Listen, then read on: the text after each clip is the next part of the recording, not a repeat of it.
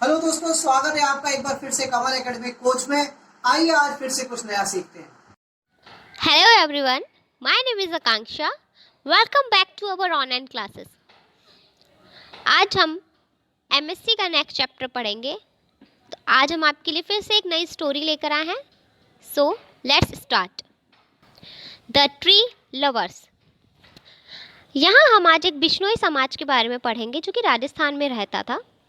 राजस्थान एक desert area, रेगिस्तानी area है जहाँ पर ज़्यादा प्लांट्स नहीं हुआ करते हैं और इसीलिए जो कुछ भी वहाँ पर लिटिल वेजिटेशंस वगैरह होते हैं उन लोगों को उसको प्रोटेक्ट करना वहाँ पर बहुत ज़्यादा इम्पॉर्टेंट होता है।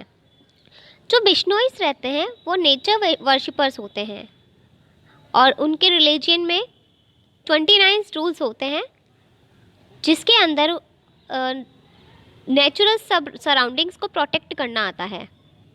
यहाँ तक कि जो बिश्नोइस रहते थे जब भी वो फायर जलाते थे या आग जलाते थे तो उसके पहले जितने भी छोटे छोटे इंसेक्ट्स या कीड़े मकोड़े होते हैं उन सबको भी वहाँ से रिमूव करते थे, हटा देते थे ताकि उनको कोई नुकसान ना पहुँचे। या जितने भी प्राणी होते थे जंगल में उन्हें वहाँ से दूर कर देते थे। बिश्नोइस वेजिटेरियंस थे। वो जितने भी पेड़ पौधे झाड़ियाँ उन सभी को प्रोटेक्ट करके रखते थे। और खेजड़ी का जो पेड़ है उन्हीं पेड़ में से एक ऐसा पेड़ है जो उनके लिए बहुत ज़्यादा इम्पॉर्टेंट है और बहुत अच्छे से ग्रो भी करता है वहाँ पर और उसकी वो पूजा करते हैं। बहुत टाइम पहले एक राजा ने अपने कुछ आदमियों को लकड़ियाँ इकट्ठी करने के लिए भेजा। खेजड़ी के जंगल में वो आदमी आए और उन्होंने पेड़ काटना स्टार्ट कर दिया। कुछ बिश्नोई के जो वुमेन्स थीं, औरतें थीं, उन्होंने देखा और उनको रोकने की कोशिश की, लेकिन उन आदमियों ने उन औरतों की बात नहीं सुनी और वो पेड़ काटने के लिए आगे बढ़े।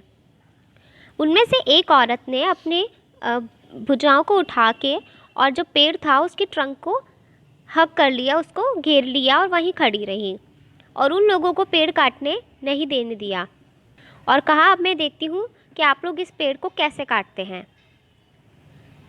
लेकिन जो आदमी थे वो वहाँ से नहीं हिले, वहीं टिके रहे और पेड़ काटने के लिए आगे बढ़े। जैसे ही वो ये काम करने लगे उनमें से कुछ जो औरत थी वो हर्ट हो गई और वहाँ से वहीं पर गिर गई। ऐसे करते करते बहुत सारे बिश्नोइस थे उसी जगह पर, वो सारे बिश्नोइस रस्ट हो गए और कुछ पेड़ों को हक करके खड़े हुए थे और जो आदमी थे वो उन्हें मार जा रहे थे और बिश्नोई इस पेड़ को बचाने के चक्कर में अपनी जान देते जा रहे थे, लेकिन वो पेड़ को काटने नहीं दे रहे थे। इसी बीच ये न्यूज़ वहाँ के राजा तक पहुँची तो उन्होंने वहाँ पर उन लोगों को पेड़ काटने से मना किया और अपने आदमियों को इस बात का ऑर्डर दिया कि वो पेड़ ना काटें और बिश्नोइस को हर्ट ना करें और प्रॉमिस किया कि वो उनकी जंगल की रक्षा करेंगे। तब से आज तक जो जंगल है और वो जो पेड़ हैं वो सब रॉयल प्रोटेक्शन में ही है, वो पूरी ज़मीन। इस इंसिडेंट से ही चिपको मूवमेंट इंस्पायर हुआ। ये जो मूवमेंट है वो हिमालय के तेराई में लॉन्च हुआ था, जहाँ पर पेड़ों को काटने से रोकने के लिए ये आंदोलन किया गया था। ये स्टार्ट हुआ था उत्तराखंड के एक छोटे से गांव से। बहुत सारे गांव के लोग हैं वो अपनी जो डेली की डे टू डे की रिक्वायरमेंट्स होती है उन लोगों को उस फॉरेस्ट के जितने भी साधन हैं जिससे जो उन्हें मिलते हैं उसी से उन अपने रिक्वायरमेंट्स को पूरा करते हैं। लेकिन आजकल बहुत सारी कंपनीज़ हैं जिन्होंने पेड़ों को काटना भारी मात्रा में स्टार्ट कर दिया है। स्टार्टिंग में तो गांव वालों ने इस पे ज़्यादा ध्यान नहीं दिया, लेकिन कुछ सालों बाद जब बहुत भारी मात्रा में जंगलों की कटाई होती रही और बहुत सारा भाग जंगल का क्लियर हो गया, तब उन बेचारों को अपने पास के टाउन में जाना पड़ता है अपने रिक्वायरमेंट्स को पूरा करने के लिए।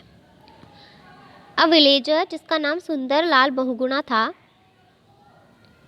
उसने गांव वालों की समस्या के पीछे का रीज़न जानना चाहा और उसी ने ये नेचुरल रिसोर्सेज की इनको प्रॉब्लम क्यों हो रही है इसका जब रीज़न देखा तब उसे समझ में आया।